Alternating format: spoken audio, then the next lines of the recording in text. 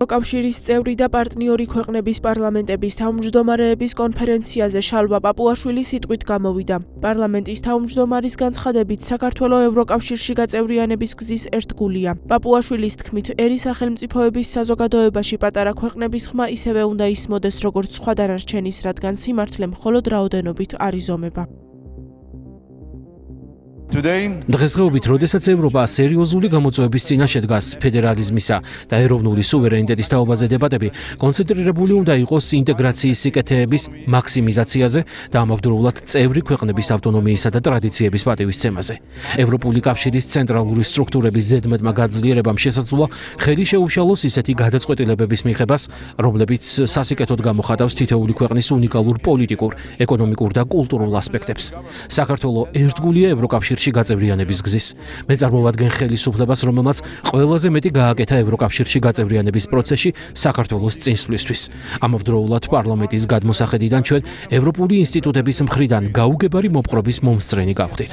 სამწუხაროდ ევროკავშირის ზოგიერთი სტრუქტურის მხრიდან ვხედავთ ტენდენციას ხალხის მიერ არჩეულ პარლამენტს ელაპარაკოს დირექტივებით და უწესოს ვალდებულებები უფლებების მინიჭების გარეშე. ვალდებულებების ქონა ხმის უფლების გარეშე, განსაკუთრებით ევროკავშირის იმ ინსტიტუტებში, სადაც საქართველოს ჯერჯერობით არ არის წარმოდგენილი, არ შეესაბამება დემოკრატიული პლურალიზმის პრინციპს, რომელზეც დგას ევროკავშირი. ევროკავშირის ცენტრალიზებული სტრუქტურა ზოგჯერ ისეთ პირობებს აწესებს, რომელზეც თავად ევროკავშირი ვერ თანხმდება. ამ პრაქტიკის ერთ-ერთ მაგალითს წარმოადგენდა საქართველოსადმი მოთხოვნა შეექმნა მოსამართლეების კეთილსინდისიერების შემოწმების ექსტრაორდინალური სისტემა, რომელიც ვეტინგის სახელითაა ცნობილი და უცხოელი აქტორების მიერ უნდა ყოფილიყო განხორციელებული. ეს სისტემა დანერგვის შემთხვევაში შეეწინააღმდეგებოდა დემოკრატიის მთავარ პრინციპს, რომლის მიხედვითაც ძალაუფლება ხალხისგან მომდინარეობს. გამოდიოდა, რომ ხელისუფლების მთლიანი შტო დაკომპლექტდებოდა უცხოელი აქტორების მიერ, რაც ეროვნული სუვერენიტეტის არსს ეწინააღმდეგება. მე ეჭვება, რომ ევროკავშირის რომელიმე წევრი სახელმწიფო თავის სუვერენიტეტში ასეთ ჩარევას დაუშვებდა. დემოკრატია გულისხმობს მსჯელობას და არა იძულებით თავსმოხვევას. კონსენსუსი უზრუნველყოფს გადაწყვეტილებების კოლექტიურად მიღებას, ყველა წევრის სახელმწიფოსა და პარტნიორის ინტერესებისა და გამოწვევების პატივისცემის საფუძველზე. ეს ასევე ნიშნავს ევროპას, სადაც გადაწყვეტილებები მიიღება არა მხოლოდ ცენტრალიზებულ ორგანოებში, რომლებიც პირდაპირ წესით არ არიან არჩეული, არამედ უფრო და უფრო ახლოს ხალხთან. ამ მხრივ, კარგი იქნებოდა უფრო კრიტიკული თვალით შეგვეხედა მიმდინარე დისკუსიისთვის, რომელიც მიზნად ისახავს კონსენსუსზე დაფუძნებული გადაწყვეტილებების მიღების პრინციპის შეცვლას უმრავლესობით გადაწყვეტილების მიღების პრინციპით. ერი სახელმწიფოების საზოგადოებაში პატარა ქვეყნების ხმა ისევე უნდა ისმოდეს, როგორც სხვა დანარჩენის, რადგან სიმართლე მხოლოდ რაოდენობით არ იზომება. ამერიკის შეერთებულ შტატებში ახალი ქარიქრის პროგრესული ლიბერალიზმის პროგრამა ჩავარდა და ის შეცვალა პატრიოტულმა პოლიტიკამ. ეს ცვლილება არ არის მხოლოდ შიდა პოლიტიკური განვითარება შეერთებულ შტატებში. მას ასევე მნიშვნელოვანი საერთაშორისო შედეგები აქვს. ჩვენ არაფერი ვიცით დანამდვილებით მომავლის შესახებ, მაგრამ გვჯერა, რომ შეერთებულ შტატებში დაიწყო ახალი ერა. ბოლო 80 წლის განმავლობაში შეერთებული შტატები დაინტერესებული იყო ლიბერალური საერთაშორისო წესრიგის შენარჩუნებით. ეს დასრულდა. ახლა დაიწყო ამ წესრიგის დემონტაჟი. ამასობაში ჩინეთი სწრაფად ვითარდება, არა მხოლოდ სამრეწველო შესაძლებლობებში, არამედ თავისი ტექნოლოგიების ხარისხშიც. ის ჩვენი კონკურენტია. ინდოეთი ემზადება მსოფლიო პოლიტიკის ასპარეზზე გამოსვლისთვის. ყველაზე მრავალრიცხოვანი ქვეყანა მსოფლიოში არა მხოლოდ მოსახლეობით, არამედ თავისი ეკონომიკური და ტექნოლოგიური ამბიციებითაც დიდი ძალაა. მის უკან დგას მსოფლიოს უდიდესი ბაზარი და მას აქვს ყველაფერი, რაც საჭიროა, რომ გახდეს ჩინეთთან შესადარებელი ძალაუფლების ცენტრი. როგორია სიტუაცია აქ ევროპაში? ევროპა მოუმზადებელია. ეს არის ისე, თითქოს ბოლო 10 წლეულების პასუხებით გვინდა მომავალი 10 წლეულების პრობლემების გადაჭრა, მაგრამ ისინი აღარ მუშაობს. სოფლიო შეიცვალა და ჩვენ ევროპელები ამას არ მივყოливართ. მე ვიყავი ევროპული საბჭოს წევრი 15 წლის განმავლობაში. მე პირადად გამომიცდია დაკარგული წლები. ქალბატონებო და ბატონებო, თუ ჩვენ უნგრეთს ისევე ვუძღვებოდით, როგორც კომისია უძღვება ევროპას, მაშინ ჩვენ გაკოტრებულები ვიქნებოდით. დასავლური სტრატეგიები, რომლებიც რუსეთის გატეხვას ცდილობენ, ჩავარდა. არავინ ბედავს აღიარებას, მაგრამ ჩვენ წავაგეთ ეს ომი. რუსეთის ეკონომიკა არ ჩამოიშალა. სანქციებმა ვერ გამოიღო შედეგი და რუსებმა ხელი შეუშალეს უკრაინის ნატოში გაწევრიანებას. ამერიკელებმა, ამერიკის შეერთებულმა შტატებმა აღიარა ეს და ახლა მოლაპარაკებებს აწარმოებენ. ჩვენ ევროპელები განვაგრძობთ ომს და ვიქცევით ისე, თითქოს შეგვეძლოს გამარჯვება. იმედი მაქვს არ ვარ მართალი, მაგრამ დასასრული იქნება ის, რომ ჩვენ მარტო დავრჩებით ომით ჩვენ სამეზობლოში, მაშინ როცა ჩვენ მთელს ჩვენს ფულს მიუღწეվել გამარჯვებაზე მივმართავთ. ყველაფერთან ხვდებით, რომ ევროკავშირი არ არის იდეალური პროექტი, რამე თუ ეს არის მუდმივი შრომა პროგრესისთვის. თუმცა ეს უნდა იყოს წამახალისებელი ჩვენი ერთობლივი მუშაობისთვის. სწორედ ჩვენ დემოკრატიულად არჩეული პარლამენტების წარმომადგენლებს შეგვიძლია რომ ჩვენი საერთო კონტინენტის დღის წესრიგი შევქმნათ და ვიყოთ ამბიციურები როგორც ჩვენი ეროვნული კანონმდებლობებისთვის, ისე ევროპისთვის. აქ არ უნდა იდგეს იმის საკითხი, რომ ჩვენ თქვენს წინააღმდეგ ვართ ან პირიქით. სწორედ ამიტომაც ევროპარლამენტი არის ევროკავშირის გაფართოების ყველაზე დიდი მხარდამჭერი. ამიტომაც არის რომ პირველები ვიყავით, ვინც გავაკეთეთ მოწოდება საქართველოს, მოლდოვასა და უკრაინისთვის ევროკავშირის წევრობის კანდიდატის სტატუსის მინიჭებაზე. წევრი ქვეყნების პარლამენტის თავმჯდომარეების კონფერენცია, რომელსაც ასევე კანდიდატი ქვეყნების პარლამენტის თავმჯდომარეებიც ესწრებიან, მნიშვნელოვანი ფორუმი და პლატფორმა არის იმისთვის, რომ ვისაუბროთ ევროკავშირის მომავალზე და დღესაც ზუსტად ეს არის თემა, პირველი სესიის თემა იყო თუ როგორი მოწყობილ უნდა იყოს მომავალში ევროკავშირში, საით უფრო მიდის ევროკავშირის სუვერენიტეტის პატივისცემა უფრო მეტად, თუ ფედერალიზმისკენ წასვლა და ამაზე საინტერესო დისკუსია იყო ჩემი მხრიდან.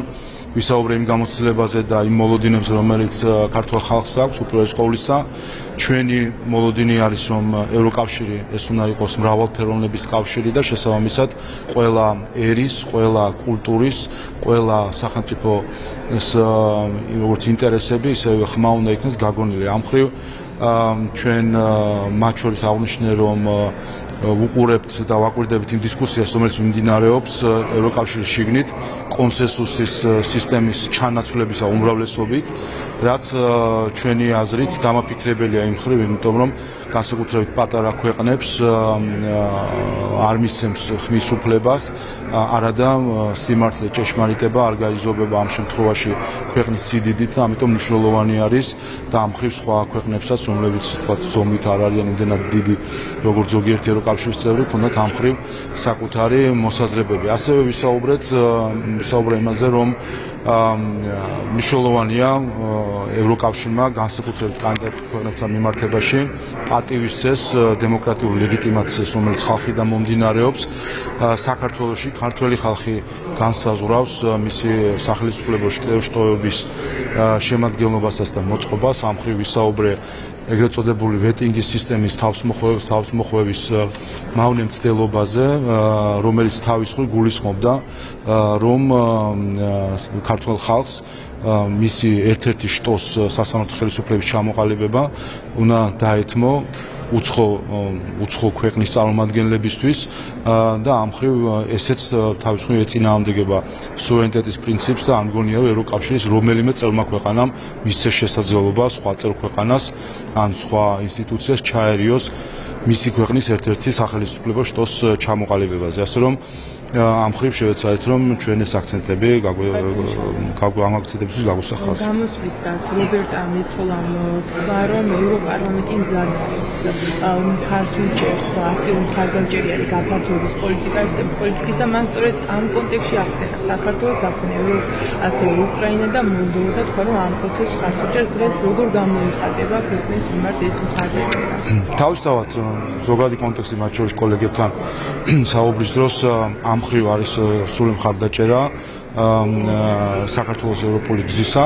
სამწუხაროდ დღეს საქართველოს და ბრიუსელს შორის ურთიერთობა არის ტყვე პოლიტიკური კონტექსტისა, რომელიც შეიქმნა ჩვენს რეგიონში, რომელსაც ბევრი განმაპირობებელი აქვს. ჩვენ ხედავთ ერთის მხრივ მძიმე ტვირთს, რომელიც უკრაინაში მიმდინარე ომის შედეგად აწევს ევროკავშირს და ამ მხრივ ზოგიერთ პოლიტიკურ ჯგუფებს ევროპაში ჰქონდათ მავნე მოლოდინები საქართველოს მიმართ, რომ საქართველო ჩაბმულიყო ესკალაციის პოლიტიკაში, ისე რომ მათგან განსხვავებით არც ნატო გვიცავს და არც ევროკავშირის ეკონომიკური სოლიდარობის ქოლგა და მეორეს მხრივ ევროპაში გარკვეული პოლიტიკური ჯგუფები, რომლებიც ჩვენს ყოფილ ავტორიტარ მმართველს მიხეილ სააკაშვილის ფარველობს და ცდილობს არა მხოლოდ დაიხსნას ის მისი კანონიერი სასჯელისგან, არამედ მოიყვანოს მისი პოლიტიკური ძალა ხელისუფლებაში.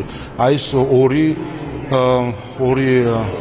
არასწორი მიდგომა, რაც ზოგიერთ პოლიტიკურ ჯგუფებს საქართველოს მიმართ აქვს, როგორც კი მოიხსნება იმ მომენტშივე ამ ტყვეობიდან გამოვა საქართველოს, ბრიუსელის და ევროკავშირის სხვა წევრი ქვეყნებს შორის ურთიერთობა.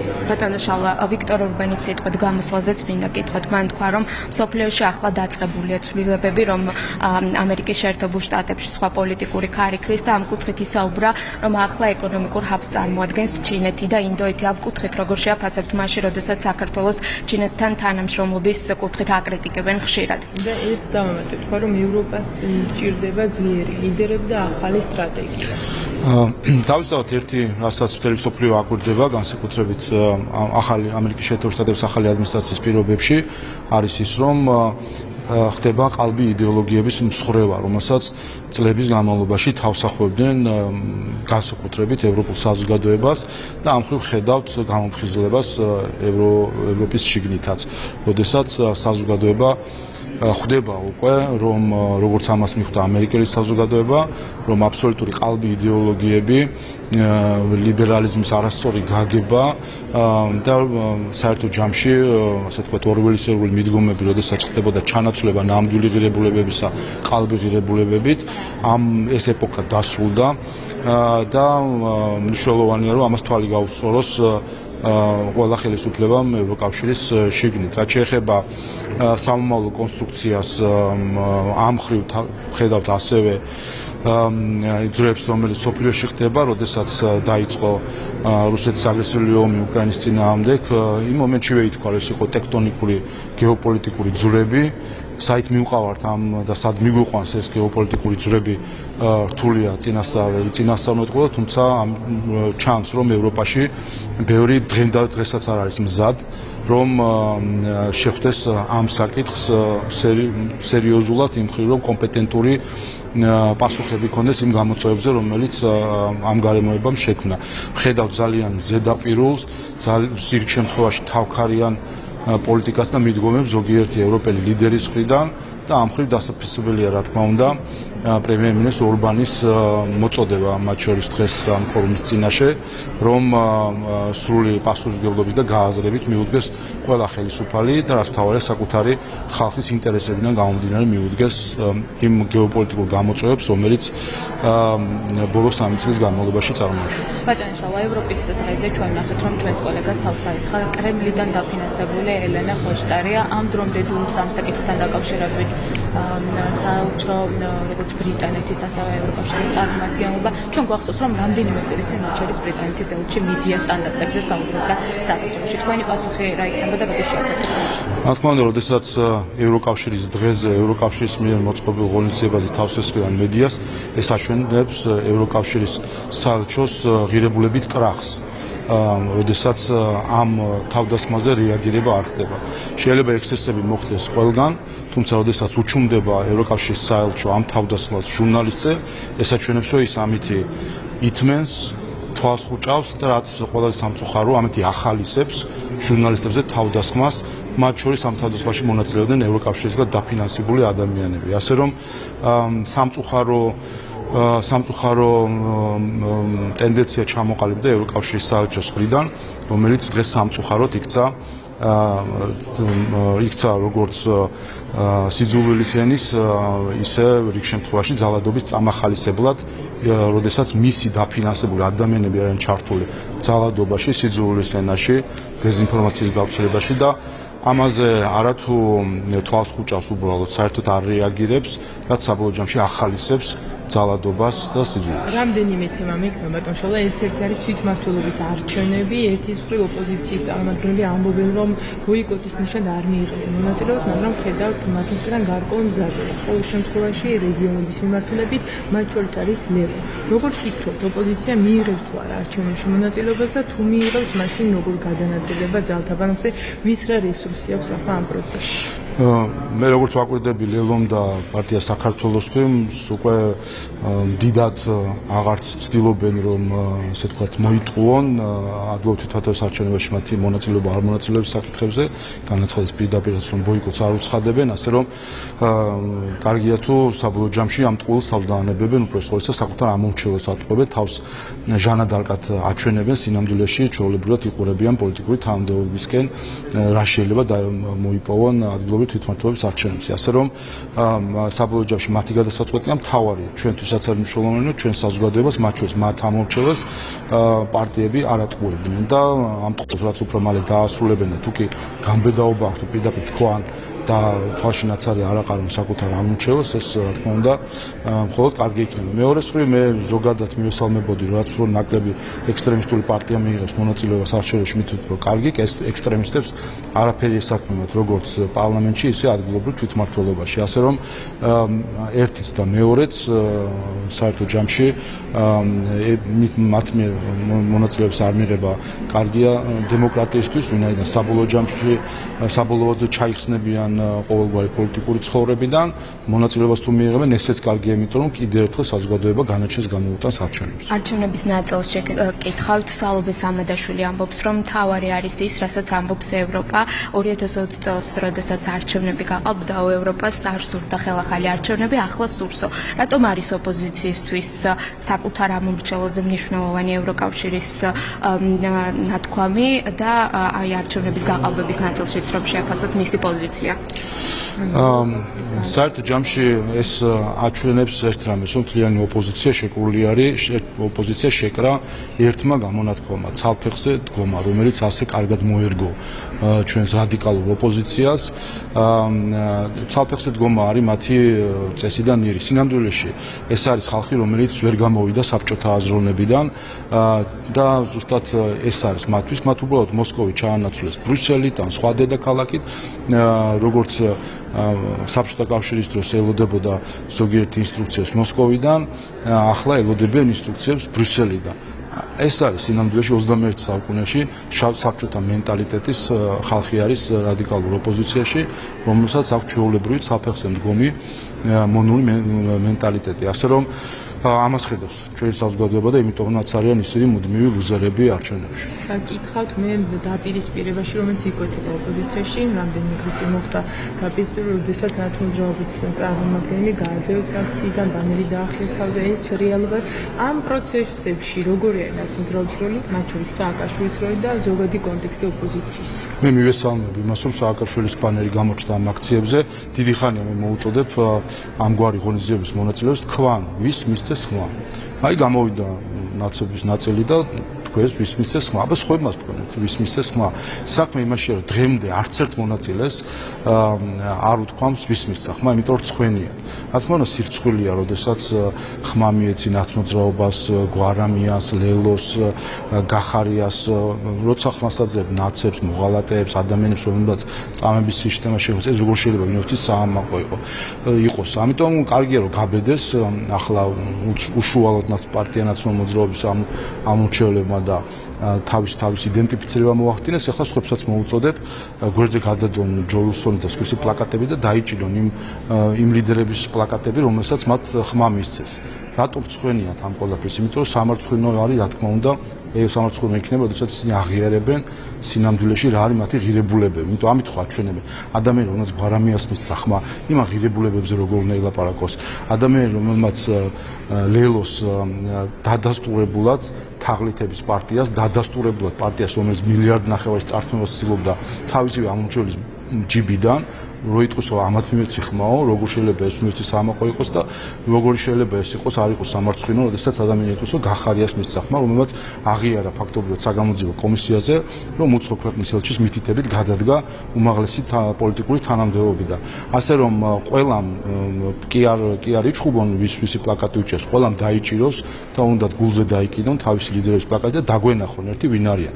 ჩვენ ვართ აქ ქართული ოცნება, აქ არიან ქართული ოცნების ამორჩევლები და დაგვენახონ ისინი ვინ არიან, თუ კი არ ცხენიათ საკუთარი არჩევნებს. ბატონო შალვა, ევროპარლამენტში კონკრეტული პოლიტიკური პარტია ითხოვს სპეციალური საგამოძიებო კომიტეტის შექმნას არასამთავრობო ორგანიზაციების არაფორმალური გავლენების გამოსააშკარავებლად. ეს მაშინ, როდესაც საქართველოს ბრიუსელი გამჭვირვალობის კანონის მიღებისთვის აკრიტიკებდა. როგორია თქვენი შეფასება ამასთან დაკავშირებით?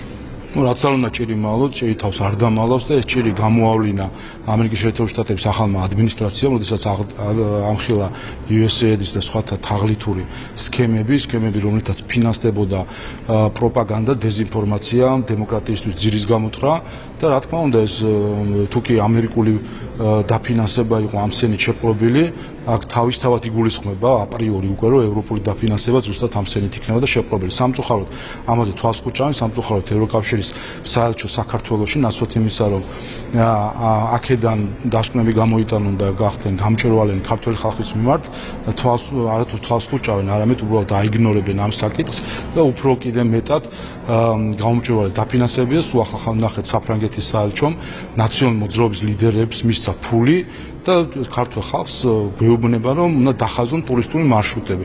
მე ხა ამ ასეთ რაღაცებს ვინ დაიჯერებს და როდესაც კითხვები იყო საელჩოს მიერ, ნახეთ რომ დაემალნენ პასუხებს, აქეთ რო გვასწავლიან გამჭვირვალობას და გახსნილობას, თვითონ ჩაიკეთნენ, ჩაირაზნენ და სიტყვა არ გასცეს ქართულ ხალხს არ ჩააგდეს არაფრად რომ ეპასუხათ იმ ლეგიტიმური კითხვებისთვის, რომელიც არსებობს თუნდაც ამ კონკრეტული დაფინანსების მიმართ. როდესაც ექსტრემისტული პოლიტიკური ჯგუფის წევრებს მისცა საფრანგეთის საელჩომ ფული და ამით რეალურად არაპირდაპირ აფინანსებს მათ რადიკალურ ქმედებებს და ჩვენ თვალში ნაცვლად გვაყრის თითქოს ახლა ტურისტული მარშრუტები უნდა ხაზონ ადამიანებმა, რომლებიც იმით არიან დაკავებული, როგორ დაამხონ საქართველოში ხელისუფლება. მე მინდა კითხოთ პანელზე საქართველოს მოქალაქეებმა გამოიტანეს რამდენიმე დღის წინ ბანერი საქართველოს აღარ არის დაემონება, რომელიც შემდგომ ვინმე ლალი კეკუამ დაჭრა, როგორც გაირკვა ეს ადამიანი არის რადიკალური ოპოზიციის რიგითი აქტივისტი, რას ამბობს ეს ფაქტი თქვენთვის? არაფერი, რა თქმა უნდა, მონებს არ მოსწონთ მიმართვა, როდესაც მონობაზე თანხმობა არ არის. მონას ეს თვალში ეჩრება და ამიტომაც ხევს ის ვინც თავს მონად მიიჩნევს და ცალფეხზე დგება სხვების წინაშე, მისთვის ეს შემაწუხებელი არის და ამიტომაც ხდება ბრძოლა ასეთი ველებულებების მიმართ. მადლობა.